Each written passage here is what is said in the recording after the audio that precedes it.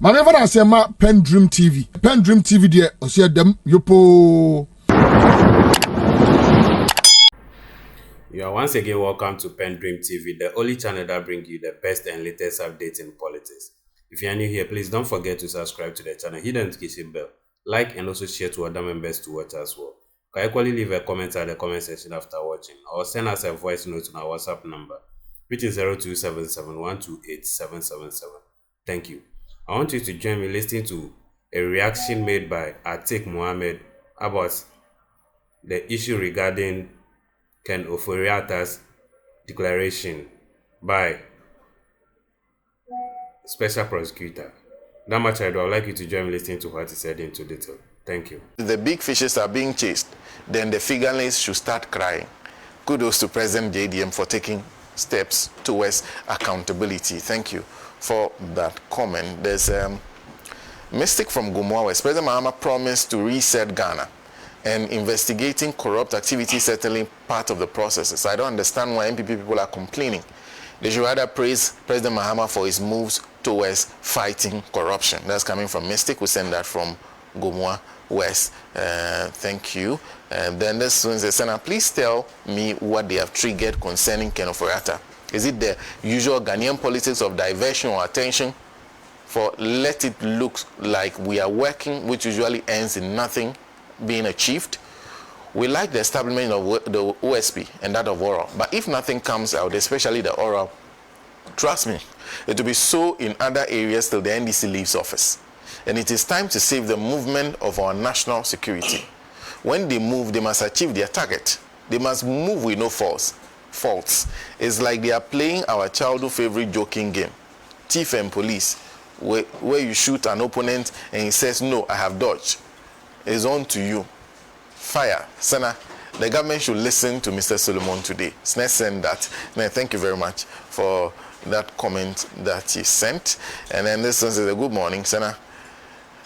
Teacher Shamsu, reaching you from Tamale. Sana, I have the great conviction that our country is about to work again.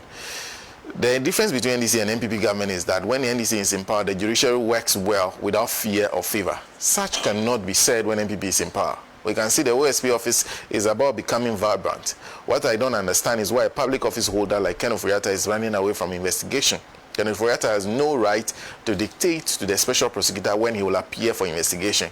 So now we have reached this state of despondency as a country because of the manner in which the previous government had engaged in corruption and corruption-related acts. With President Mahama and how far he has worked, our looted monies will surely be recovered. I am imagining what would have happened if GMNEC were not given the nod to manage the affairs of this country. All I can say is that we're praying for President JDM and Prof. Jane to run this country to a successful end. My regards to Honorable Felix Kwachu Fosu, Minister responsible for government communications. He says, before I go to Atik for his thoughts on this, let me just read this last one. Isaac in Kukrantimi says, if Mahama and the NDC fail us, we shall all call and campaign for a wicked military leader to... Oh, okay. Thank you. Thank you. Thank you. Thank you. Thank you. Thank you. Sometimes people get me hooked. And I just keep reading until I realize where I'm going. Anyway, but thank you for those comments. Keep sending them in. 055-9919-802. They are going to call on the military team. The movement is also there. So they should turn to the movement. Absolutely. Okay. Atik? Thank you very much, Senator. Let me say good morning to our viewers. And if I have your leave, let me say good morning to the good people of the Republic of Gambaga and everybody else watching us from around the world. For me, this is an important issue because one of the pillars upon which the NDC campaign was run was resistance to corruption and anything related to corruption. I think the campaign was so vehemently done to the point that every Ghanaian was convinced that His Excellency President Mahama was going to be very frontal in his fight against corruption. To that extent, a lot of people identified with the message and they went ahead to vote for him. So there's a great deal of expectation in respect of what he's going to do about that subject matter. And of course, if you cared to, anybody who cared to follow the way things were done in this country, you would come to, you would not come to any other conclusion but the fact that there was heightened perception about corruption in the country. And there were several cases and allegations of corruption in the country. And these are some of the things that inspired the electors to want to go out and vote in their numbers. This is not the first time we are seeing this. In 2008, we saw it reflect in the votes Professor Mills got, and we saw it again in 2024. So it tells you that the subject of corruption is something that is abhorred by almost every voter, and it would drive them to go to the polling stations and vote. So like I said, people are very expectant. They are hoping that something fundamentally different is going to be done about corruption this time around. It's become a rhetoric. Anytime we are going to the polls, every politician, knowing very well that this is a subject matter that appeals to the electorates, would exploit it, say all kinds of things that are pleasant to the ears of the electorates, and then after the election, things take a nosedive. Of course, sometimes some leaders try to hide their inability to fight corruption head-on by creating things that are not effectual. And they will tell you, oh, I brought this, I brought that. But if you ask what the results or outcomes of those things they claim they have brought are, they are unable to say. So for me, the subject of corruption is very important. And again, if you look at how much we are losing to corruption, this is a country that is already constrained by way of resources. And yet, there are allegations that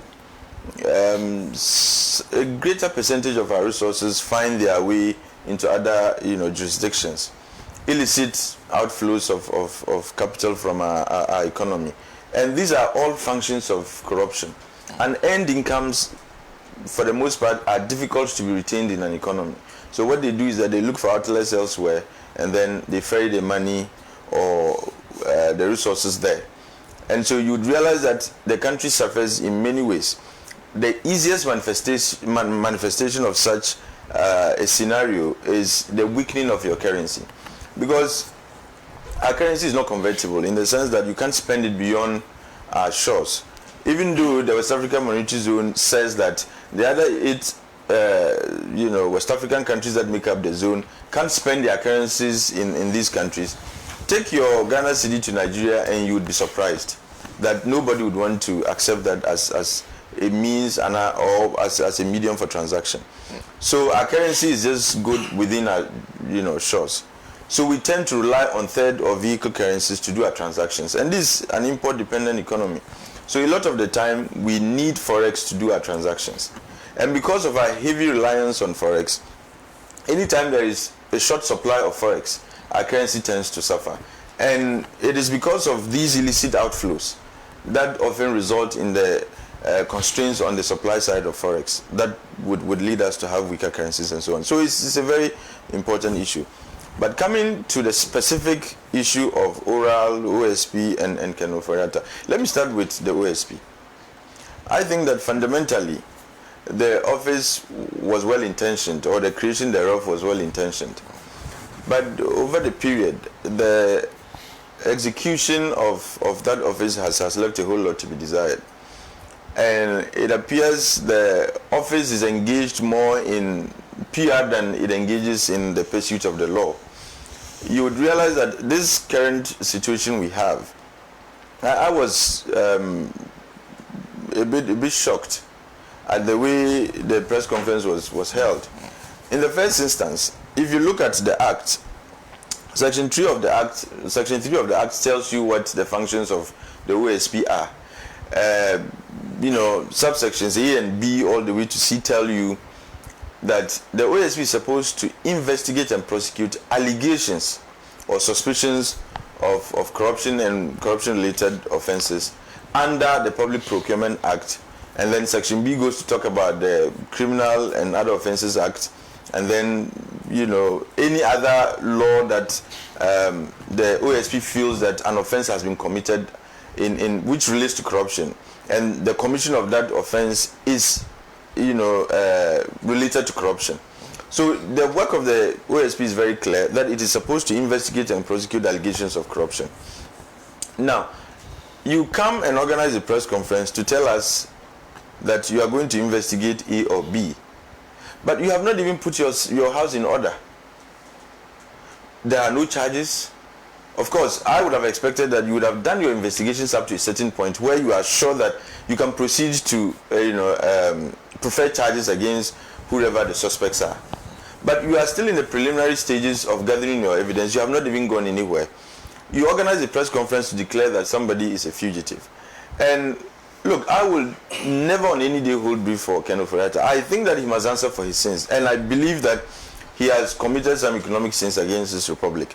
But if care is not taken, and I took the time to go through the preamble of how important corruption and the fight against that is, because if we do not get it right, like Sonny was saying, if we do not get it right this time, the confidence of the Ghanaian public is going to be whittled away forever. And so every chance we have to fight corruption, we must make sure that that surgery is done with precision. So you come out without doing that which you are required to do to announce that somebody is a fugitive. Then the debate degenerates into, oh, you don't have the power to declare anybody fugitive. This is witch hunting. And the real issues that Ghanaians are interested in, which are issues of whether a crime related to corruption was committed in the cases he mentioned, happened or not. But now the conversation is about, oh, he's witch hunting. He has no power to declare anybody fugitive. Why did people raid the house of the suspect and so on? So at the end of the day, we tend to focus on the incidentals and then we leave the main issues that are of interest to the Ghanaian people. And that's why I'm saying that the style of the OSP has left a whole lot to be desired. He engages more in public relations than in the pursuit of the law. Look, what stops the OSP from investing a lot of time and energy into getting the relevant pieces of evidence that you can adduce in court before you then update us? In fact, the Act says that you disseminate the information only to authorities that are relevant to the case you're pursuing. Sharing this with the media, I do not see what effect he sought to have, other than the effect we are getting today or we are seeing today. Now it's become the usual ding-dong between MPP people defending Ken Ofori and NDC saying, look, allow the OSP to do his work. But the OSP is not giving us a cause to believe that he is really intent on doing that which is right. Look, and I say this bearing in mind the fact that since he came into office, there has not been even a single conviction that he has secured. He has not obtained not even a single conviction. A lot of the time he engages in, theorizing about conspiracies against him. Look, the Cecilia Dapa case, what happened to it? What was the outcome? Eventually he said he had no power he couldn't proceed with prosecution. What happened to the Labianca case? So I am hesitant in having fidelity in the ability of this special prosecutor to proceed carefully and, tactically with this particular case. Usually what we see is that anytime there are allegations of corruption involving a public officer or a politically exposed person, he comes, he rabble-rouses, he says the very things we want to hear and goes to sleep. And that's why I'm saying that I have not seen the office of the special prosecutor, especially under Kisia Jobing, secure even a single conviction. So I am hesitant in my confidence or in my belief that something good is going to come out of this. My appeal to the presidency, to the president, is that, look, he should be mindful of the history of the OSP, their track record, when it comes to really dealing with issues of corruption. There are other agencies I have absolute faith in when it comes to investigating people like Ken Ofori. But you see, the danger we run or we risk, the danger we risk is that if this is not done right, there is no coming back. If it is done, anyhow, and the outcomes are also anyhow, it will be difficult for any other agency to say, I'm going to conduct fresh investigations into the matter. That's why I'm advocating that the other agencies, there is UCO, there is CID, even BNI, they should be tasked by the president to take special interest in the case of Ken Ofori and everybody else, for that matter, who has either appeared in the oral report or the presidency is convinced has a case to answer. so that thorough investigation is done. You gather the evidence you need to gather before you proceed to be doing the kinds of things the OSP is engaged in. Now, like I said, the claim is that, in fact, in criminal prosecution, he's not even bound to cooperate with you, the OSP. He can tell you that proceed to court and make your case, I'll come and defend myself in court. So these, I call them shenanigans that we saw the OSP display, only have one effect: to water down the relevant issues, reduce this whole important issue to a debate between who is coming after who and whether the OSP has powers to do that which he's doing or not. But the main issue is, has he committed, is he guilty, or is there a case of corruption for him to answer? Or in the matters that were mentioned, are there cases that relate somewhat to corruption that he needs to answer? I strongly believe that there are sins he committed and he needs to answer. But if we do not do the investigation thoroughly, in a way that, you see, if you want to conduct a surgery, you're always looking for precision. So the kind of surgical precision we require of the case involving Ken Ofori and everybody else requires thorough investigation. Look, Cecilia Atta, we were all loud about it. We said, look, this is a case that is unheard of. How could you have that kind of amount in your room? What job do you do that would entitle you to own that huge amount of money in your bedroom and so on? He came and said all kinds of things. The hefty things he said got Ghanaians excited. But what came of that case? The case came to naught. So he would speak, rubber, say all the kinds of things that we want to hear, and at the end of the day, there's no outcome to show. And for me, I'm interested more in the results than in the process. I would have even said that, look, do not update us on the process, update us on the results. That you have done a thorough investigation and you are convinced that Ken Ofori has a case to answer in respect of the very issues you mentioned. But now you are coming to advertise the process. In the process, you are committing blunders, giving way to whoever is the suspect, to capitalize on those blunders, to, if you wish, dwarf the importance of the case you are about to pursue. And I find that a bit troubling. Because like I said, if we lose this time around, trust me, the confidence of the Ghanaian people in politicians in general is going to wane, and that is a recipe for disaster. It's a threat to our democracy that Ghanaians no longer have faith in any politician to fight corruption. And this is how it begins. And if we do not stop this, and we allow Kizia Jabin to proceed at this rate, we're going to end up, in the same manner as we ended with La Bianca, with Cecilia Atta, and so on. My plea to the president is, please involve the other agencies. At least they have track records of performance. And his actions are calling into question the relevance or the continued maintenance of this office. We set it up to pursue specific cases related to corruption. And look, the act was carefully couched. It didn't say investigate corruption cases. It says allegations of corruption and then proceed to prosecute. Which means that because of the way or the manner in which corruption is done, it's a very subtle enterprise. It is like you can hardly find people openly engaged in acts of corruption. So it requires painstaking investigation. And you need, look, discretion is of essence when it comes to investigations of cases of corruption or allegations of corruption.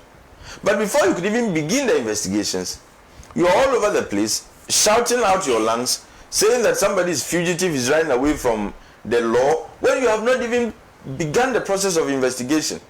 Because for me, I think you would have had to do some preliminary work to get to a certain point before you proceed to invite the person. Because, mind you, he is entitled to refuse to cooperate with you. You can't force him to cooperate with you under the law. All he can tell you is that proceed to court, I'll meet you in court. So if all your investigation is dependent on his cooperation, then we have failed before we could even begin. And that's what I'm saying. Some of these important cases, if care is not taken, and if the rate at which he's going is not checked, we will end up with people feeling that, look, we had an opportunity to deal with a case of corruption and we blew it. And he will come back and tell us that he's suffering from a conspiracy against him by the judiciary. Because all along, when questions of what your performance has been come up, all he says is that he's frustrated by the legal... But why? You did not expect the process to be that easy for you. Anybody accused of a criminal offense has the right to defend himself, and you don't expect that to be easy on you as the prosecutor. That is why you are required to do due diligence, do thorough investigation. So you don't come back and tell us you are frustrated by the way the judiciary is going about their cases. If you had the rock solid case, I doubt the lamentations he expressed to us would have happened. And that's why I am very, very worried that the pattern is beginning to manifest again. Or, if you wish, the way he handled the other cases is the same way he's wishing or planning to handle these other cases. But look, this regime is different. If things happened in a certain way in the past, the paradigm shift we are all aspiring to have requires that things are done differently from the way they were done in the past. But it appears he is not repented from his old ways. The same PR, way of dealing with cases involving corruption is exactly what he's doing. And I think that it's about time we told him that, look, you need to change your style. I understand that some of the individuals he mentioned aside Ken Ofori, none of them has even been invited. He's not written to any of them. I can speak specifically to the issue of the MPA boss. He's not written to him, he's not invited him. And yet you go out there and insinuate that it's a subject matter investigation unbeknown to him. Which means, look, you are already raising issues of the right to be heard and the rest to dwarf the very important issue of investigating whatever you claim or you think the person committed. So we need to be very careful. Look, and when we speak about this or the conduct of the special prosecutor, let nobody misconstrue that to mean that we are not expecting that people who are accused of having committed wrongs against this country be dealt with. We are not saying so. But let's do it in a manner that at the end of the day, we can all say that people were made to answer for their sins. Do not allow people, do not create that escape route for them because of your inability to manage the process well. And for me, it is very important. I don't know whether I should tie that in with the dropping of cases against persons by the Attorney General. Right. You see, the fight against corruption must not just be seen to be fought. I mean, it must not just be fought, but it must be seen to be fought. That's why everything about corruption is perceptive. And in the fight against corruption, you need to have people think that you are really committed to the fight. For me, whether there is a case for them to answer or not, I would have expected that the Attorney General would allow the courts to make that determination. Because you are coming at a time where there is expectation that people who served in the previous regime will be dealt with or will be taken through the process. Now, if you're dropping charges or cases against people who were standing trial in the previous administration, you disable yourself from pursuing other cases in the minds of Ghanaians. Because what they would think is that when it came to issues involving your party people, you dropped all charges against them. You didn't allow the courts to vindicate them. So coming after other people, it is easy for people to say this is witch hunting and that you are selective in your choice of cases to pursue. I am not saying that the cases that they were answering were worthwhile or not. I'm incompetent to make that determination. But my issue is that if indeed you feel strongly or you felt strongly about their cases not having the weight to stand trial or to survive the court process, I would have expected that the Attorney General will allow these cases to die naturally in the court system. But he knows better. But my only worry is that it sends a certain signal to the Ghanaian public. And it might make it difficult for him to pursue real, for want of a better expression, alleged criminals. Because people would easily say that when it came to your party people, you were quick to drop charges, but you are very determined in pursuing other people. So for me, it places a drag on our collective fight against corruption. I would have expected that the cases be allowed to travel the full length. Criminal prosecutions take time. And when I listen to arguments that suggest that the case lacked merit because they traveled longer periods, there are criminal cases that have traveled even way beyond. And the questions people are going to ask are that the people against whom the charges were dropped, are they the only people, in your estimation, whose cases lacked merit? There are a lot more other people who are not even necessarily politicians. Are you going to drop their cases too? So it creates a whole, lot of chaos around your work, and that would undermine the good intentions you have when it comes to the pursuit of people who have, in your estimation, wronged to this country. Other than that, I await what his next step is going to be. I am fully committed to supporting anybody and everybody who wants to bring people who offended this country by way of corruption to book. I want, and I'm willing to support in any way I can. But let's do it in such a way that at the end of the day, for the first time we can secure convictions. For the first time, Ghanaians can say that, look, we voted for a reason. And in fact, the president has given meaning and effect to the reason they voted for him. But if you allow this process to be this chaotic as we are seeing the OSP do, look, we'll come back to the same position we were before the 2024 elections. Atik, thank you. Thank you very much. If you just join us, one of our talk shows, Alaji and Alaji, we are live from the studios of Pan-African Television. Don't forget, we are live on YouTube. Join us, Pan-African Television, Facebook, Pan-African Television. We're on Radio Gold 90.5. I'll also share with you some of the affiliates we are live on.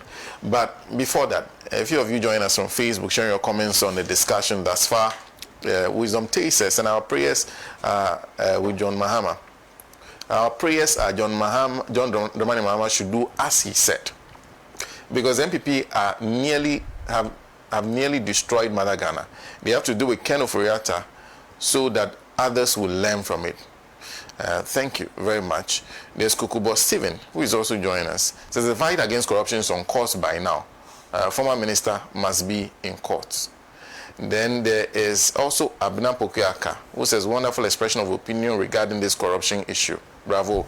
Nanumba Berman says late President John Rawlings stayed in the country after his presidency. John Mahama also stayed in the country. My question is, why are they running away from the country?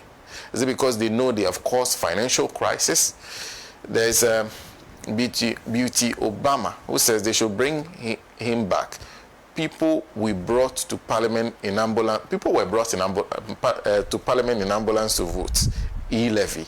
Please take your time and write the comments. Said Rishabu is also joining us. What the MPP is doing is just a strategy to confuse and deceive Ghanaians, and also trying to frustrate the government. Neil Atta is also joining us. The NDC government should not trust the OSP, Kisi Ejabing, and should immediately replace the majority leader Mahama Yariga before he sends the party into opposition.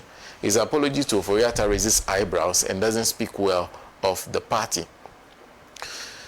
There's Zukari Abdul Mumin, who always says the NDC MPs have failed us in the apology. I regret voting for them. Paul Saul says the AG must prosecute Ken Ofori to avoid comic tactics from SP to kill the cases. Cameron Gandalf knows says good morning. Join us from Kumasi. If the democratic government think Ghanaians are stupid, they should think again. The ignorant masses are now more vile than ever. If they refuse to let people who will make this country ungovernable for them. Thank you. There's Bedu Kwame. If any NDC appointee covers himself on behalf of the MPP, he will be fired, not by Mahama, but by Ghanaians.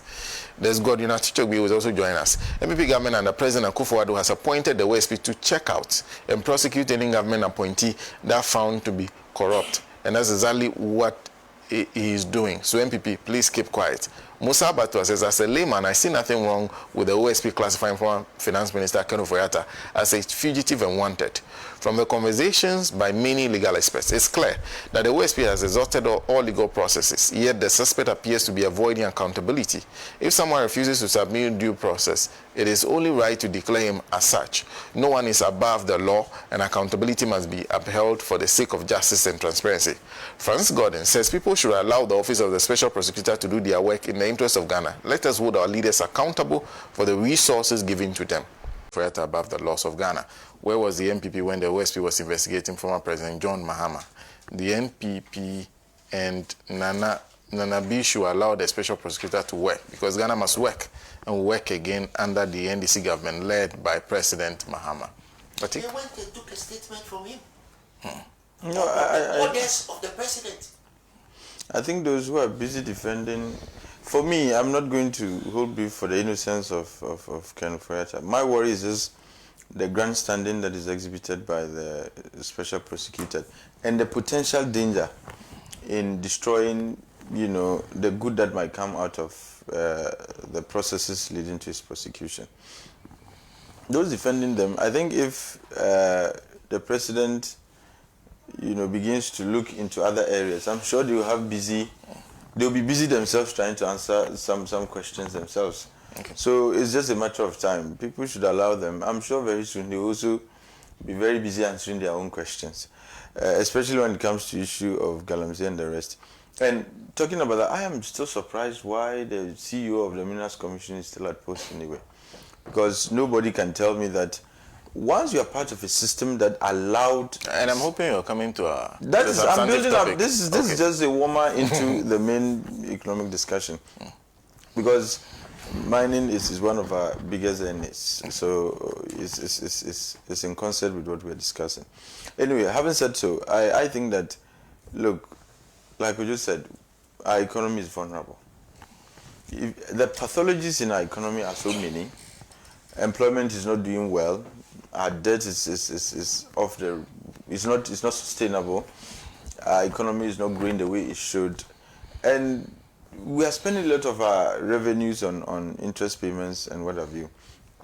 And now with the extended credit facility that we went for, there are some conditionalities that we are supposed to have met for the full disbursement. So far, they've disbursed only 1.9 billion out of the 3 billion that we requested.